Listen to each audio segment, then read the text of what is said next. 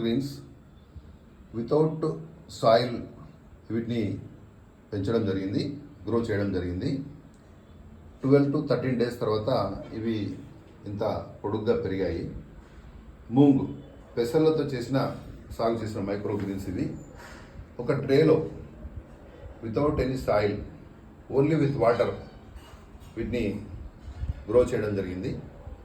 సాధారణంగా అంటుంటారు micro గ్రీన్స్లో nutrients అనేటివి మనం పెసర్లు స్ప్రౌట్స్గా చేసుకొని తింటే ఎంత ఉంటాయో అంతకన్నా 5 times మైక్రో గ్రీన్స్గా గ్రో చేసి వాటిని మనం తినేస్తే అందులో ఉంటాయని.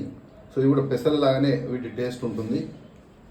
సో చాలా easy, very easy to grow. ఒక ట్రే సరిపోతుంది ఉంటే అందులో ఒకరోజు పెసర్లను నానబెట్టేసి అందులో వేసేసి వీటిని గ్రో చేయొచ్చు.